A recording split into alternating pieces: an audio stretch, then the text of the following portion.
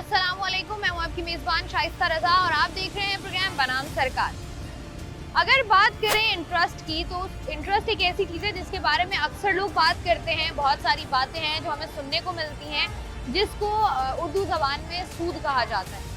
वैसे तो अगर हम देखें तो इसको अगर हम इस्लामिक पॉइंट ऑफ व्यू से देखें तब भी बहुत सारी बातें हैं जो हमें पता चलती हैं, जो इसको क्लियर आउट करती हैं। लेकिन साथ ही साथ अगर हम इसको नॉर्मल रूटीन में भी देखें तो किस तरीके से ये हमारी इकोनॉमी को डैमेज कर रहा होता है, किस तरीके से लोगों को परेशानी का सामना करना पड़ रहा होता है, उस पर भी लोग अक्सर व बेशतर बात करते हैं। लेकिन हुकूमत की जानिब से इंटरेस्ट रेट में जो है वो 2.5% की कमी की गई है। अब देखना ये है कि जब इंटरेस्ट रेट आपका कम होता है तो मार्केट में कौन कौन से ऐसे सेक्टर्स हैं जहाँ पर आपको फ़ायदा होता है, किस तरीके से लोग जो हैं वो इससे मुस्तफ़ीद होते हैं। अगर हम बात करें अपने बिजनेस सेक्टर की, साथ ही साथ अगर हम बात करें नॉर्मल लोगों की जो कि रोज़मर्रा की ज़िंदगी में कामकाज कर रहे होते हैं या चीज़ें बेच रहे होते हैं या लोग उनसे ख़रीदारी कर रहे होते हैं, तो किस तरीके से ये हमारी इकोनॉमी को बेहतर करेगा और कितना इंटरेस्ट रेट अगर कम हो तो हम कह सकते हैं कि पाकिस्तान जो है वो स्टेबल होगा। ये सब कुछ जानेंगे आप आज के प्रोग्राम में। तो आइए प्रोग्राम का बाकायदा आगाज़ करें कि सरकार की जानिब से सूद की जो इंटरेस्ट रेट है आपका, उसकी परसेंटेज में 2.5% कमी की गई है। कैसे देखते हैं इसको कि किस तरीके से ये हमें फ़ायदा दे सकता है? ये तो मैं बोलता हूँ कि इसको और भी कम होना चाहिए। कारोबार तबाह हो गया इस चक्कर में, लोग इंटरेस्ट पे चले गए, सही है ना, कारोबार बिल्कुल ज़ीरो हो गया। तो ये तो मैं बोलता हूँ 2.5% नहीं, इसको 6-7% पे आना चाहिए। अच्छा, लोग तो जो है वो इसको देख रहे होते हैं कि अगर हम देखें कि हमें जो है वो चीज़ें आसानी से मिल जाती हैं, आसान एक साथ में मिल जाती हैं, और सबसे ज़्यादा इम्पोर्टेंट ये है कि लोगों को पता भी नहीं होता कि सूद है क्या।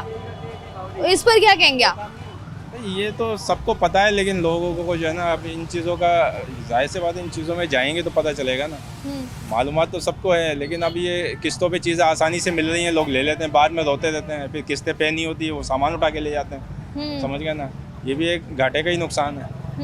तो ये भी चीज़ नहीं होनी चाहिए। तो मतलब आप देखते हैं अच्छा फैसला है सरकार की जानिब से? हाँ, और इसको कम होना चाहिए ताकि कारोबार खुले और कम होना चाहिए। ठीक है जी, यहाँ पर जो लोग मौजूद हैं उनसे हम बात कर रहे हैं। मज़ीद ज़रा आगे बढ़कर बात करते हैं। सबसे ज़्यादा इम्पोर्टेंट ये है कि लोग किस तरीके से जो है वो इसको देखते हैं, किस तरीके से इसको समझने की कोशिश करते हैं और वो क्या चाहते हैं। तो वही हम ज़रा आम आवाम से जानने की कोशिश कर रहे हैं। तो आजकल ये जो हमारे माशरे में हम देख रहे हैं, जो हमारा शरह सूद है वो इतना ज़्यादा था, उसके बाद अब हमने देखा कि 2.5% कम किया गया है इंटरेस्ट रेट को। इसको कैसे देखते हैं? अच्छा इकदाम है, फिर भी है तो गलत ना, ये तो देखे ना, मुकम्मल तौर पर तो ख़त्म आहिस्ता आहिस्ता ही होगा ना। आहिस्ता आहिस्ता होगा, लेकिन ये तो जो चीज़ गलत है वो तो गलत करा दी जाएगी ना। तो कैसे नुकसान पहुंचाता है ये? इंसान तो लेने देने वाला दोनों ही है ना, तो आप क्या कर सकते हैं। हम देख रहे हैं नॉर्मल ज़िंदगी में, कारोबारी तबके में भी हम देख रहे हैं जिस तरीके से सूद की शरह बढ़ती जा रही थी, उसमें जो है वो लोगों को शदीद मुश्किलात हो रही थी। अब जो सूद की शरह है उसमें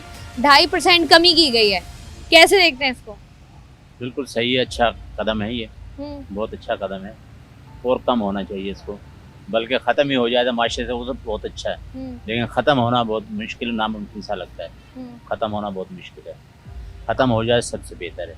आप मुझे बताएं कैसे लगता है आपको? जैसे लोग अक्सर ये बात करते हैं कि ये डायरेक्टली और इनडायरेक्टली हम आम आदमी भी जो है वो इसका हिस्सा बन रहा होता है, ना चाहते हुए भी। बस मजबूरी भी होती है, कुछ लोग इस ज़मरे में आ जाते हैं, मजबूरी को फंस जाते हैं। कारोबार का ना होना, पैसे की लेन देन के मामला ऐसे उलझ जाते हैं लोग, फिर इस वजह से सूद का सहारा लेते हैं। यही उनकी मजबूरी भी होती है, क्या करें। अगर ये रास्ते बंद हो जाएं, जाहिर बात है कोई ना कोई और जरिया बन जाएगा। रास्ते बंद होने चाहिए सूद की, हकीकत बात तो ये जो हमारे माशरे में सूद है, सूद जिस तरीके से हमारी जड़ें अपनी मजबूत कर चुका है, कैसे देखते हैं इसको? सूद तो वैसे ही हराम है, हम लोग ना लें तो ये मजबूत भी ना हो, जब हम लोग लेंगे तो मजबूत तो होगा वो आप ही।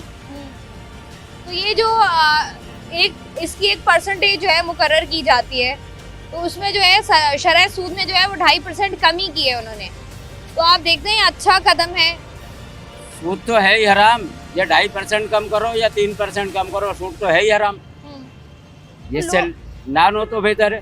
तो लोग तो ले रहे होते हैं, लोग अपना रोजमर्रा की जिंदगी में लोग कह रहे होते हैं, तो अपनी मजबूरी में लेते हैं ना, जब उनके पास है ही नहीं, कहीं से आमदनी के रास्ते नहीं है तो वो तो लेंगे, लेकिन ये हराम है, लेना नहीं चाहिए। अच्छा, सूद है क्या? सूद ये है कि अगर मैं 1000 रुपये ले रहा हूँ, वो कह रहा है मैं 1500 वापस लूंगा, तो उसकी उसमें मेहनत तो नहीं है ना, मेहनत तो मेरी है, उसके लिए तो हराम है फिर। लेकिन हम लेते हैं, फिर देना भी पड़ता है, क्या करें, मजबूरी में लेते हैं।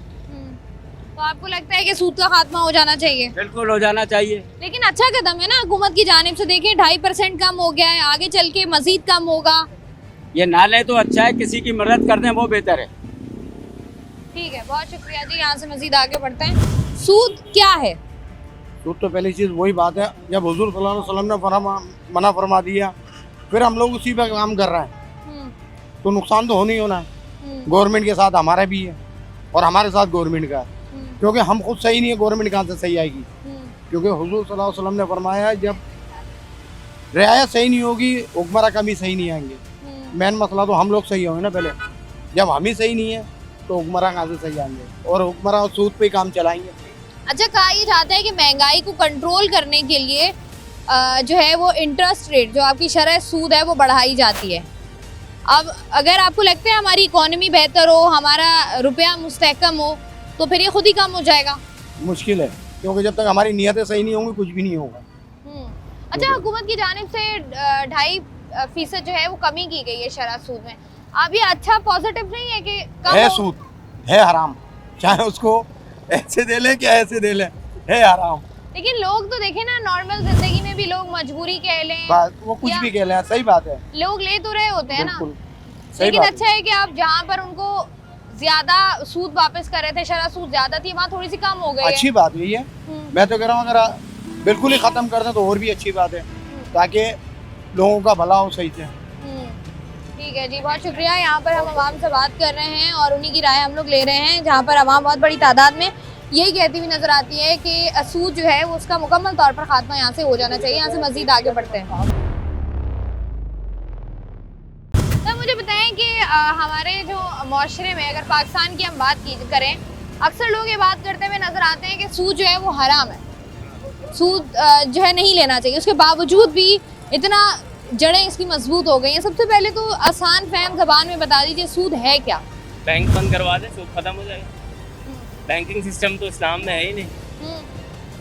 तो अगर आपने पैसे वगैरह रखने अपने, तो आप कहाँ रखोगे? तो कोई एसेट लेकर रखें, एसेट लेकर रखें। पैसा सेव करने का सबसे आसान तरीका ये, एसेट लेकर रखें, कैपिटल को एसेट में लगाएं, आप एसेट आपका बढ़ता रहेगा। ज़रूरी है बैंक वालों को जो है वो फैसिलिटेट करना और उनको बढ़ाना। अब बैंकिंग बंद कर देनी चाहिए। अब बैंकिंग बंद कर दें, सूद बंद हो जाएगा। अच्छा, लेकिन ये सूद, आसान हल है। अच्छा सूद की जो हम देखें शरह वो ज्यादा थी, फिर बढ़ती गई, फिर उसके बाद अब हमने देखा है कि 2.5% कमी की गई है शरह सूद में। तो आपको लगता है आहिस्ता आहिस्ता खत्म होने की तरफ हम जाएंगे? हाँ, लोगों को शऊर आ गया है, लोगों को समझ आ गया कि सूद नहीं लेना चाहिए, तो उन्होंने लेना बंद कर दिया। बैंकिंग सेक्टर का जो है बिजनेस लो वैल्यू पर आ गया, उन्होंने शरह कम कर दी ताकि लोग ज़्यादा से ज़्यादा सूद का लेन देन करें, अपने कैपिटल को जो फिक्स डिपॉजिट करें उस पर जो है वो इंटरेस्ट लें। वो मेंटेनेंस चार्जेस का नाम दे दिया है वो सूद ही। अच्छा, मुझे बताएं, ये जो नॉर्मल जिंदगी में भी अक्सर लोग ये बात कर रहे होते हैं कि डायरेक्टली और इनडायरेक्टली आप कहीं ना कहीं ये मामला कर रहे होते हो सूद के। कैसे कर रहे हैं? नॉर्मल अगर एक इंसान है, में अगर आप लोग कर रहे हैं, तो इनडायरेक्ट वे में जो आपका इलेक्ट्रिसिटी बिल पर है, फ्री गैस के बिल पर है, वो तो सूद लग कर ही आता है। एक बंदा ड्यू डेट के बाद भरता है तो उसकी मजबूरी है, कोई इनडायरेक्ट वे में उसे देना ही पड़ेगा। वो तो जुर्माना नहीं बाय हो गया? हुक और बाय क्रुक जुर्माने का नाम दे दिया ना, मैंने आपसे कहा ना, मेंटेनेंस चार्जेस का नाम दे दिया है, वो इंटरेस्ट ही इंटरेस्ट लगा रहे हैं, आप पे जुर्माना लगा रहे हैं, आप पे पेनल्टी लगा रहे हैं, सूद ले रहे हैं ना। आपने हमारा पैसा हमें वक्त पर नहीं दिया तो हम आपसे सूद लेंगे। सूद का नाम से जो है लोग दूर भागते हैं, इसलिए मेंटेनेंस चार्जेस और ये चार्जेस वो चार्जेस मतलब उन्हें दीगर नाम देते हैं। इन शॉर्ट ये कि बैंक्स बंद करवा दे, सूद का निज़ाम खत्म हो जाएगा हमारे पाकिस्तान से। अच्छा, मतलब ऐसे आपको नजर आता है कि पाकिस्तान से सूद का खात्मा हो सकता है, पॉसिबल है? हाँ भाई, एक हल बता दिया ना मैंने, बैंक्स बंद करवा दें। बैंकिंग सिस्टम इस्लाम में है ही नहीं। बैंक बंद, सूद खत्म। कैपिटल को आप इन्वेस्ट करें, एसेट खरीद कर रखें, प्रॉपर्टी खरीदें, सोना खरीदें, रखें अपने पास, सूद खत्म हो जाएगा। सूद लेने देने की जरूरत ही नहीं पड़ेगी आपको। That's it. Thank you so much. बहुत शुक्रिया जी, बहुत शुक्रिया आपका। भाई मुझे बताएं कि नॉर्मल जिंदगी में आप जब अपने रोजमर्रा के मामला देख रहे होते हैं, सूद के बारे में क्या जानते हैं आप कि सूद किस किस तरीके से हमारी जिंदगी का हिस्सा बना हुआ है? देखिए, मैं सूद तो लेता ही नहीं हूँ, सबसे बड़ी बात, और सूद के बारे में मुझे कुछ पता भी नहीं है। मैं आपको क्या बताऊँ सूद के बारे में? कुछ भी नहीं पता कि सूद क्या होता है? आपको ये पता है सूद सही है गलत है? नहीं, गलत है, जाहिर है, जब एक चीज से गलत आया तो वो तो गलत ही है ना। कहाँ से गलत है? गलत आया सूद का, क्या सूद नहीं लेना चाहिए, क्यों नहीं लेना चाहिए? बस नहीं लेना चाहिए सूद में, तो ये कहूंगा, इससे ज्यादा मैं क्या कहूंगा, है क्या सूद? जितना मुझे पता है बस ये वो नहीं लेना अरे भाई चाहिए। तो आपको पता ही कुछ नहीं है, कोई जाता हुआ आपको सूद देके चला जाएगा, आपको क्या पता चलेगा? नहीं, अगर वो बोलेगा कि हाँ भाई ये सूद है तो मैं नहीं क्यों लूंगा। बोलेगा? मैं तो अगर मैं गलत काम करूंगी तो आपको बता के थोड़ी करूंगी। नहीं क्या तो भाई ये तो सूद जाहिर है, है? जब मैं किसी से कोई चीज लूंगा तो मैं उससे पूछूंगा तो वो क्यों दे रहा है वो मुझे चीज, ऐसे तो नहीं लूंगा ना मैं। सूद के बारे में कुछ भी नहीं पता आपको? नहीं। हम लोग बात कर रहे हैं कि शरह सूद में जो है वो 2.5% कमी हुई है और किस तरीके से हमारे डिफरेंट बिजनेस सेक्टर्स जो हैं वो उनको मुतासिर करेगा इन अ गुड वे, क्योंकि तमाम तर बिजनेस कम्युनिटी ले लें या किसी भी कम्युनिटी से ताल्लुक़ रखने वाले, किसी भी डिपार्ट से ताल्लुक़ रखने वाले लोग यही बात कहते हुए नज़र आते हैं कि शरह सूद में कमी होनी चाहिए, क्योंकि शरह सूद में कमी होगी तो ही जो है वो मुल्क की इकोनॉमी उस तरीके से बेहतर हो सकेगी, उस तरीके से बिजनेस जो है वो आपका फ्लॉरिश कर पाएगा। और बेसिकली हम जब लोगों से बात कर रहे थे तो लोगों को बेसिक चीज़ें ही नहीं पता होती, जो मैं अक्सर बात करती हूँ कि सूद क्या है। आपको जब यही नहीं पता कि सूद है क्या तो उसके बारे में आप मजीद क्या जानेंगे, तो एक बहुत इंपॉर्टेंट सवाल है जिसके बारे में लोगों को पता भी होना चाहिए, इसकी आगाही भी होनी चाहिए ताकि आप इस पर बात कर सकें, क्योंकि बहुत ही छोटे छोटे पॉइंट्स होते हैं। बेसिकली सूद जो है, शरह सूद में इजाफा इसलिए किया जाता है कि महंगाई को किसी न किसी तरीके से कंट्रोल किया जा सके, इसीलिए शरह सूद में इजाफा होता है। इसके बारे में मजीद भी हम जानेंगे कि किस तरीके से जो है इसमें कमी होगी तो लोगों को फ़ायदा होगा, और साथ ही साथ इस्लामिक पॉइंट ऑफ व्यू से क्या कहते हैं, हमारा इस्लाम सूद के बारे में क्या कहते हैं, सब कुछ जानेंगे। लेकिन अब वक्त तो एक ब्रेक का, हमारे साथ रहिए। वेलकम बैक जी। इकोनॉमी पे हम लोग बात कर रहे हैं और उसी पर बात करने के लिए इस वक्त मेरे साथ मौजूद हैं नासिर खान साहब, जो कि सीनियर प्रेसिडेंट हैं FPCCI के। इनसे बात कर लेते हैं। अस्सलाम वालेकुम सर। तो जी मुझे बताइएगा, जिस तरीके से हम साकिब साहब से भी बात कर रहे थे, आपको क्या लगता है कि जो पॉलिसीज़ बनाई गई हैं अभी तक स्पेशली बिजनेसमैन के लिए, जो आपका लोकल बिजनेस है उसके लिए, वो आपको लग रहा है कि वो उस तरीके से फ्रेंडली हैं, उस तरीके से मौसर हैं जो लोगों को हेल्प कर रही हैं छोटे बिजनेसेस को, या नहीं? जी देखें, जो सबसे बड़ा जो इशू है, कोई भी बिजनेस हो उसके लिए जब तक आपको एक्सेस टू फाइनेंस ना हो तो उस टाइम तक कोई भी बिजनेस नहीं चल सकता। अब जो ये इंटरेस्ट रेट इस दफ़ा स्टेट बैंक 15% पे ले आई है, तो जो कि इसको कम होना चाहिए था। इस टाइम जो इन्फ्लेशन चल रही है, देखिए मैं पहले एक चीज़ बता दूं आपको। देखिए पहले तो आप ये समझिए कि इंटरेस्ट रेट क्या है और ये किस लिए इस्तेमाल हो रहा है। इंटरेस्ट रेट का मकसद ये होता है कि जो आपके मुल्क में इन्फ्लेशन होती है उसको कंट्रोल करने के लिए आपका इंटरेस्ट रेट बढ़ा दिया जाता है। अब उसके नेगेटिव इफेक्ट ये होते हैं कि उससे आपकी इकोनॉमी स्लो हो जाती है, आपकी इंडस्ट्री बंद होनी शुरू हो जाती है, क्योंकि आप जो रॉ मटेरियल इंपोर्ट कर रहे हैं वो महंगी हो जाती है। इस टाइम पाकिस्तान में जो इन्फ्लेशन रेट है वो 6.7 पे आ चुका है और अनफॉर्चुनेटली गवर्नमेंट अभी तक 15% पे इंटरेस्ट रेट को लाए हैं। इस टाइम पूरी दुनिया में अगर आप एवरेज इंटरेस्ट रेट उठाएं वो 1% से लेकर मैक्सिमम 6% तक पूरी दुनिया में चल रही है। तो गवर्नमेंट को इस वक्त अगर इकोनॉमी दोबारा रिवाइव करनी है उसके लिए बहुत अशद ज़रूरत है। जो पहली कॉमन चीज़ है वो है इंटरेस्ट रेट। तो गवर्नमेंट को 7%, 8% पे फ़ौरन इसको लाना चाहिए, बजाय ये देर करने के कि जी हम 1 साल बाद करेंगे, क्योंकि अब इसके बाद ये हो रहा है कि आपके मुल्क में शॉर्टेज आनी शुरू हो गई है, इंडस्ट्री बंद हो गई है और इन्फ्लेशन अब हाइपर इन्फ्लेशन की तरफ जा रही है। कुछ अरसे बाद आपको लगेगा, महीना बाद या अभी इसी महीने में मंथ ऑफ अक्टूबर में आपका जो घी है, जो आपकी बेसिक कमोडिटी है, वो 100 रुपये पर केजी इंक्रीज हुई है। उसकी मेन वजह क्या है कि शॉर्टेज हो गई है, लोगों ने मंगवाना छोड़ दिया है हाई कॉस्ट की वजह से। आपकी दालें इस महीने में 100 रुपये फी केजी बढ़ गई हैं। तो ये अब हम वापस हाइपर इन्फ्लेशन की तरफ जा रहे हैं। तो गवर्नमेंट को इस टूल को थोड़ा सा टाइमली यूज़ करना चाहिए और इसमें इतना टाइम हमारे पास नहीं रह गया। मैं गवर्नमेंट से यही चाहता हूँ कि जितनी जल्दी हो सकता है कि आप इंटरेस्ट रेट को 7 से 8% तक फ़ौरन लाएं।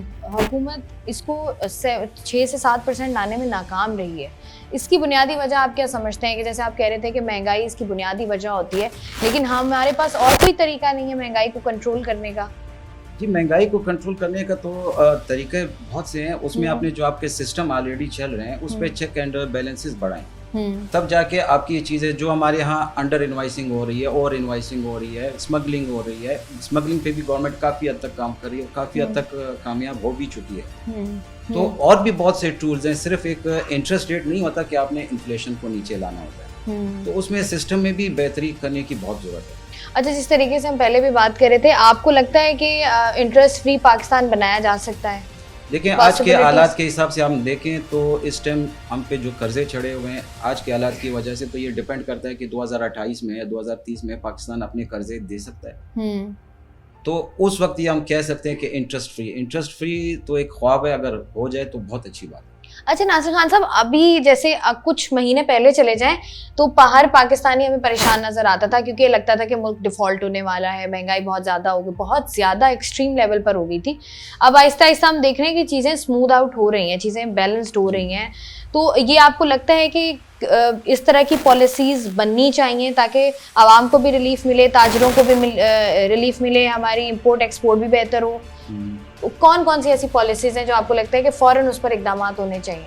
देखें, पहले तो यही पॉलिसी है कि आप इंटरेस्ट रेट कम, दूसरी चीज़ ये है कि आप एक्सपोर्ट को प्रोमोट करें, ठीक है ना। उसमें जो अर्डर्स आ रहे हैं, ठीक है ना, वो गवर्नमेंट हमसे बैठ के क्या क्या अर्डर्स आ रहे हैं उनको दूर करें। ये दूसरी इसकी ये सबसे बड़ी हुआ। तीसरी चीज़ ये है कि हमने इंडस्ट्रियलाइजेशन को बढ़ानी, उसके लिए आपको चाहिए एक्सेस टू फाइनेंस, वो आपने सही करना है। उसका मतलब हर बंदे को जो हक है उनको वो मिलना चाहिए। अब हम अक्सर देखते हैं कि जो भी गवर्नमेंट कभी इंटरेस्ट रेट कम भी कर देती है, एक्सपोर्ट फाइनेंस भी दे देती है, लेकिन उनके जो बेनिफिशरीज होते हैं वो सिर्फ 5% होते हैं। जो स्मॉल इंडस्ट्रीज़ है, मीडियम इंडस्ट्रीज़ है, वो उनको वो फ़ायदे नहीं पहुंचते। तो गवर्नमेंट को ये भी करना चाहिए, अगर आप पॉलिसी लाते हैं, और ये भी फिर देखना चाहिए कि वो डिस्ट्रीब्यूशन उसकी सही हुई है कि नहीं हुई। तो जब तक डिस्ट्रीब्यूशन सही नहीं होगी ये मुश्किल। मतलब वो ये है कि पॉलिसीज जो हैं वो आपकी मुल्क में बन भी जाती हैं, और लेकिन उस पर अमल दरामद कराना बड़ा ज़रूरी होता है। जिस तरीके से पेपर पर वो चीज़ नज़र आ रही होती है, समझाई जा रही होती है, उसी तरीके से अगर प्रैक्टिकल ग्राउंड पर वो चीज़ें हों तो चीज़ें बहुत ज़्यादा बेहतर हो सकती हैं। नासिर खान साहब हमारे साथ मौजूद थे, जो कि वाइस प्रेसिडेंट हैं FPCCI के। बहुत बहुत शुक्रिया सर आपका। प्रोग्राम का सिलसिला जारी, यहाँ लेते हैं छोटा सा ब्रेक। वेलकम बैक जी। शरह सूद पर बात कर रहे हैं हम आज के प्रोग्राम में। उस पर बात करने के लिए हमारे साथ इस वक्त मौजूद हैं मुफ्ती मोहम्मद नवीद अब्बासी साहब। इनसे बात करते हैं। अस्सलाम वालेकुम। मुफ्ती साहब, सबसे पहले ये बताइएगा कि जिस तरीके से हमने आज के प्रोग्राम में लोगों से बात की है, लोगों को यही नहीं पता कि सूद क्या है, तो सबसे पहले तो आसान फहम ज़बान में बता दीजिए कि सूद क्या है। आज अगर मैं आपको कुछ पैसे देता हूँ और फिर कल परसों महीने 2 महीने बाद मैं उस पर इजाफा लेता हूँ उस रकम पर, तो ये सूद कहलाएगी, और इस्लाम ने इसको हराम करार दिया है, नाजायज करार दिया। अच्छा, नॉर्मली अगर हम अपनी रोज़मर्रा की ज़िंदगी में देखें, आजकल क्योंकि महंगाई बहुत ज़्यादा हो गई है, लोगों की पहुंच से चीज़ें बहुत दूर हो गई हैं, तो लोगों ने घर लेना हो, गाड़ी लेनी हो, या इस तरह की कोई भी चीज़ लेनी हो, तो लोग बैंक का रुख करते हैं और वहाँ पर लोग आसान एक साथ में चीज़ें ले रहे होते हैं। वो आता है सूद के ज़ुमरे में या नहीं? टोटली सूद पर मुश्तमिल है। यहाँ मैं अपने सुनने वाले जो आपको सुनते हैं, हमें सुनते हैं, उनके लिए, इसकी सहूलत के लिए ये बात कर रहा हूँ कि बाज़ बैंकों में अब उन्होंने इस्लामिक बैंकारी का एक कॉन्सेप्ट दिया हुआ है। वो जो इस्लामिक बैंकारी, यहाँ पे कुछ बैंकों के नाम मैं नहीं लेना चाहता, तो इस्लामिक बैंक के नाम से होता है, तो ये भी सूद पर ही मुश्तमिल काम करते हैं। लेकिन इसमें अवाम के लिए एक सहूलत है। अब अवाम के लिए सहूलत ये है, तो अवाम की पकड़ नहीं हो। अगर अवाम कोई किसी इस्लामिक बैंक से किस्त का मामला करते हैं, गाड़ी का, मकान का, प्लाट का, इवन दीगर जो चीज़ें होती हैं बैंक के ज़रिए मामला किए जाते हैं, तो वो किसी इस्लामिक बैंक का इंतखाब करते हैं, तो वो अवाम पर बोझ नहीं होगा। वो उलमा जिन्होंने इसको जायज़ कहा, वो उलमा जाने और मामलात जाने। बाकी हम ये कहते हैं कि ये जो इस्लामिक का नाम भी साथ में है ना, जब आप पूरी दुनिया का एक निज़ाम है बैंकारी का, तो आप कैसे जो है ना, वो ये तो वही वाली बात है कि आप दूध के, अपना शराब की बोतल पर दूध लिख दें तो वो दूध होगा नहीं। इसलिए इन चीज़ों का हमें ख्याल करना चाहिए। हद्दुल वुसा हमारी तो तकवा और परहेजगारी के हवाले से गुजारिश ये आमतुन नास से कि वो सूद से बचें, बल्कि वो चीजें जो शक वाली है ना, नबी अकरम सल्लल्लाहु अलैहि वसल्लम का फरमान है, अल हलाल बैयिन वल हराम बैयिन, हराम भी वाज़े है और हलाल भी वाज़े है। इन दोनों के दरमियान कुछ चीजें शक में डालने वाली हैं। तो नबी अलैहिस्सलाम ने मुसलमानों से, ईमान वालों से ये कहा है कि वो शक वाली जगह से भी बचें। यानी एक जगह पर 2 लोगों की जमीन हो, उस तरफ आपकी जमीन है, इधर मेरी जमीन है, और अगर हमारा बैल चर रहा है तो उस जगह पर जो बॉर्डर है वहां चराने से मना किया गया कि किसी तौर पर वो उस तरफ से भी चल सकता है। तो ये शक है, यानी शक वाली जगह से भी इस्लाम जाने से मना करता है। तो चे जाए कि हम जो है ना वो वाज़े तौर पर हरामकारी में मुब्तला हो, यानी सूद हराम है। और आप अंदाजा लगाइए, करीम आका सल्लल्लाहु अलैहि वसल्लम का ये फरमान है कि जिना, कुरान ने कहा ना वला तक़रबुज़ ज़िना इन्नहु काना फ़ाहिशा, और ये बड़ा गुनाह है और हर आदमी इसको गुनाह समझता है। लेकिन नबी अलैहिस्सलाम ने क्या फरमाया, आप जरा गौर करें, जिना आमतौर पर किया जाता है, किसी से किया जाए ये गुनाह है, लेकिन आप सोच सकती हैं ये, या कोई भी ये सोच सकता है कि कोई आदमी अपनी माँ के साथ ये फेल करे? हुजूर ने फरमाया अगर कोई आदमी काबतुल्लाह के अंदर अपनी माँ के साथ 33 मरतबा, और एक रिवायत में ज्यादा के भी अल्फाज हैं, वो जिना करता है तो ये छोटा गुनाह है, सूद खोरी इससे बड़ा गुनाह है। यानी ये इतना बड़ा गुनाह है, इस्लाम ने इसको सख्त तरीन नापसंद किया है। तो ये आज जो हम पाकिस्तान के हालात देख रहे हैं ना, चलते चलते ये बात भी मैं कर दूं, टीवी चैनल्स पर और मुख्तलिफ जगहों पर, जी हमारी इकॉनमी जो है ना वो क्रैश कर गई, ये हो गया वो हो गया, मुख्तलिफ बातें होती हैं। उसकी वजह क्या है कि जब आपका पूरा सिस्टम ही हराम पर खड़ा होगा, जिसे नबी अलैहिस्सलाम ने नापसंद किया है, तो फिर उस मुल्क में बरकत नहीं होगी। बरकत नबी अलैहिस्सलाम ने फरमाया कारोबार में है। वो जो कारोबारी मामलात हैं उनको जब हम इख्तियार करते हैं तो फिर अल्लाह तबारक व तआला बरकत अता फरमाता है। इस्लाम का एक निज़ाम है, और इस्लामी निज़ाम ये है कि जैसे नबी अलैहिस्सलाम ने खुद कायम किया, फिर जनाब हज़रत अबू बकर सिद्दीक, हज़रत फारूक आज़म और उस्मान ज़ुन्नुरैन, फिर हज़रत मौला अली, इन लोगों का जो निज़ाम है वो है बुनियादी इस्लामी निज़ाम। इसके अलावा ये जो दुनिया में इस वक्त जो है ना वो निज़ाम है, तो इस निज़ाम को इस्लाम पसंद नहीं करता। और बिलखुसूस सूदी निज़ाम, सूद का निज़ाम, ये तो यहूद का है। और आज हमने पूरी दुनिया की मैशियत की जो इमारत है वो सूद पर खड़ी की हुई है। तो फिर उसका हाल यही होगा कि गुर्बत बढ़ेगी, मुल्क के अंदर जो है ना वो तबाही बर्बादी, जो कुछ इस वक्त आपको नजर आ रहा है, इसके पीछे सूद है। हमारी जो है ना वो कोर्ट कहती है सूद पर पाबंदी लगाई जाए, पहले हुकूमत जो है ना वो अपील में चली जाती है, फिर बैंकें चली जाती हैं। यानी ये अजीबो गरीब मामला है कि हम हराम छोड़ने को तैयार नहीं है। तो इसलिए हमारी गुजारिश ये है, जो भी सुनने वाले हैं, कि भाई सूदी निज़ाम से, सूदी मामलात से, नबी अलैहिस्सलाम ने ये फरमाया है कि जो आदमी सूद लेता है, जो सूद देता है, और जो सूद लिखता है, जो सूद के गवाह बनते हैं, इन सब पर अल्लाह के नबी ने कहा अल्लाह की और उसके रसूल की लानत है। अच्छा, लानत का माना होता है रहमत से दूर कर देना, यानी इन लोगों का अब रहमत से कोई ताल्लुक बाकी नहीं रहा, ये रहमत से दूर कर दिए गए हैं। तो अब आप देखें कि रहमत बरकत कहाँ होती है कि जहाँ हम हलाल और अच्छे काम करेंगे, और जब हम सूदी काम करेंगे, जैसे मैंने अभी अर्ज किया कि कितना बड़ा गुनाह है, नबी अलैहिस्सलाम ने खुद फरमा दिया, तो फिर उस निज़ाम में हम कहाँ जाएंगे। इसलिए हमें सोचना ये चाहिए कि हम सूद से बचें, हर तरह से बचें, इनफरादी जिंदगी में भी, इज्तिमाई जिंदगी में भी, और हुक्मरानों को भी चाहिए कि सूदी निज़ाम को यक जुम्बश कलम खत्म करें। अच्छा मुफ्ती साहब, जैसे आपने बताया, अब जैसे अगर हम नॉर्मली देखें, क्योंकि पाकिस्तान की अगर बात करें, गरीब तबका बहुत ज़्यादा है। अब यहाँ पर एक इंसान है, वो 1.5-2-2.5 करोड़ का घर नहीं ले सकता, 50 लाख रुपए का घर नहीं ले सकता, तो वो फिर जाते हैं किस्तों पर कि हाँ ठीक है, जैसे आपने बात की कि कुछ बैंक्स ऐसे हैं कि जहाँ वहाँ पर जाके लोन ले लें। तो इसका मतलब ये कि अगर एक साथ में घर नहीं आप नहीं ले सकते हो क्योंकि सूद के ज़ुमरे में आता है, तो इसका मतलब ये है कि वो कभी भी घर नहीं ले सकता अपना। देखिए, किस्तों को भी उलमा ने इस पर बहुत सा कलाम किया है, कुछ ने तो उसको कुल्ली तौर पर एक साथ को, यानी वो किस्तें, यानी आज इस चीज़ की कीमत, यानी ये मोबाइल है मेरे पास इस वक्त, इसकी कीमत है 1 लाख रुपए, और ये किस्तों पर मैं 10 महीने पर देता हूँ, तो 10-10 हज़ार रुपए किस्त लेता हूँ आज की कीमत के हिसाब से, ये तो बिल्कुल जाएगा। अब ये 1 लाख का मोबाइल है और ये मैं 1,20,000 में बेच रहा हूँ, और ये तय करता हूँ कि भाई चूंकि आपने आहिस्ता आहिस्ता पैसे देने, हमारा एक कारोबारी निज़ाम है, पहले से एक मुआहिदा कर लेते हैं, और ये महीने की इतनी किस्त दोगे, तो उलमा ने इसको जायज़ करार दिया है कि इस तरह आप बेच सकते हैं, यानी कुछ कीमत ज़्यादा। लेकिन इसमें होता क्या है, इसमें होता ये है कि अगर किसी महीने किस्त न दी, एक साहब ने किस्त नहीं दी, तो जिस महीने किस्त नहीं दी, बैंक क्या करता है, बैंक जो है ना वो कब्जा कर लेता है, बैंक वो चीज़, वो गाड़ी ले लेता है। ये नाजायज़ है, ये हराम है, और यही सूद है। और इसी तरीके से ये आपका निज़ाम चल रहा है, यानी मैं जिसको ये मोबाइल दे रहा हूँ, वो मोबाइल मुझे 3 महीने किस्तें देता है, 4 महीने देता है, और फिर उसके बाद वो किस्त नहीं दे सकता 1-2 महीने, तो मैं उसको मोहलत दिए बगैर जाके मोबाइल ले लूँ और उसको मैं कब्जे में लेकर बाद अज़ां जो है ना वो मैं उसको ऑक्शन कर दूँ, तो ये नाजायज है, ये हराम है। और बैंक क्या करते हैं आप यहाँ आप जरा देख लीजिए, 1-2 महीने आपके शॉर्ट करें। आप जैसे आपने कहा गरीब लोग हैं जो घर नहीं ले सकते, जो गाड़ी नहीं ले सकते, तो वो किस्तों पर, तो गरीब आदमी ये भी हो सकता है ना कि वो अपने ज़हन में एक चीज तय करता है कि मैं महीने के 30,000 रुपए निकाल लूंगा। अब वो महीने के 30-20 हजार रुपए निकालने की कोशिश करता है, लेकिन इस दौरान उसकी एहलिया बीमार हो गई, उसके बच्चे बीमार हो गए, कई सारे मामला, तो बैंक पहुंच जाएगा, मकान पर कब्जा, इसी तरीके से जमीन पर कब्जा।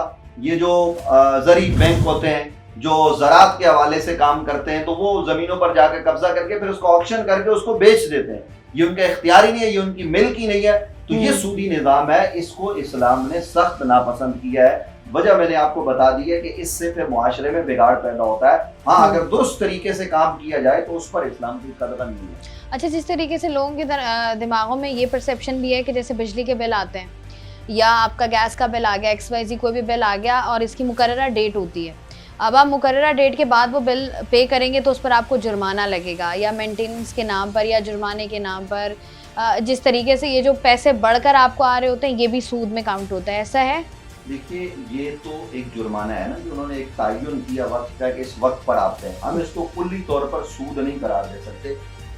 लेकिन इससे हट के अगर हम ये बात करें तो जब हम एक इस्लामी मुआशरे में रहते हैं, कुरान और सुन्नत की बात करते हैं, तो कुरान और सुन्नत का तकाजा हमसे ये है कि वहां पर जो गरीब है उसके घर की बिजली वो हुक्मरान दें, वो सिर्फ ज़कात देने का पाबंद है, बाकी चीजें उस पर लाजिम नहीं है। लेकिन चूंकि हमारे यहाँ इस्लामी निज़ाम ही नहीं है, बिजली के बिल की आपने बात की, ऐसे ऐसे बिल आते हैं कि अल्लाह माफ करे। यानी आप जरा मसाजिद को देख लीजिए, मसाजिद में, मदारिस में और उसके अलावा जिस जुल्म के साथ बिल जो है ना वो दिए जा रहे हैं, तो उसकी तो हम मजम्मत ही कर सकते हैं। लेकिन इस तरह किसी चीज को हम सूद करार दें तो ये सूद नहीं है। ये तो पहले से तय होता है ना कि भाई आपने ये मुकर्ररा तारीख है, इस तारीख तक फीस जमा करवानी है, इस तारीख को नहीं जमा करवाई तो लेट फीस लग जाएगी। यानी जाहिर है फिर आपके लिए एक नया निजाम वज़ा करना पड़ेगा। तो ये उस हवाले से तो जायज की सूरत बनती है। लेकिन वैसे जो गैस के बिल हैं, बिजली के बिल हैं, जिस तरह उनमें टैक्स लग रहे हैं पता नहीं किस किस नाम पर, वो तो बिल्कुल हम उसको मतलब क्या कहें उसके हवाले से। लोग जो है ना वो एक जुल्म का शिकार हैं और ये जुल्म हुकूमत की तरफ से हो रहा है। अच्छा मुफ्ती साहब, ये भी बताइएगा कि अगर हमने देखा है कि हुकूमत की जानिब से जो शरह सूद है उसमें 2.5% कमी की गई है, और हुकूमत का कहना यही है कि आइंदा आने वाले सालों में पाकिस्तान को जो है वो इंटरेस्ट फ्री, सूद फ्री बना दिया जाएगा। तो ये जो 2.5% कमी आई है, इसको आप कैसे देखते हैं? तो पॉजिटिव चीज़ है। देखिए, शरह सूद जब बढ़ती है तो मुल्क में महंगाई, गुर्बत, अफलास की चीज़ों में भी इजाफा होता है, और जैसे शरह सूद कम होती है तो उससे जो है ना वो आवाम की जिंदगी के अंदर कुछ बेहतरी वाक़ होती है। तो हमारे यहाँ जो शरह सूद कम हुई है तो उसको तो खुशाइंद है। जैसा कि पहले तो मैंने आपको बताया ना कि बैंक चले गए, उससे पहले हुकूमत चली गई सुप्रीम कोर्ट में, जो वफाकी शरई अदालत है जिसने सूद को नाजायज करार दिया, तो उसके खिलाफ बैंक चले गए। लेकिन अब ये हुआ कि अभी जो 26वीं आईनी तरमीम हुई, इसमें लिख दिया गया है आइन में कि 2028 तक पाकिस्तान को सूद फ्री करार दिया जाएगा।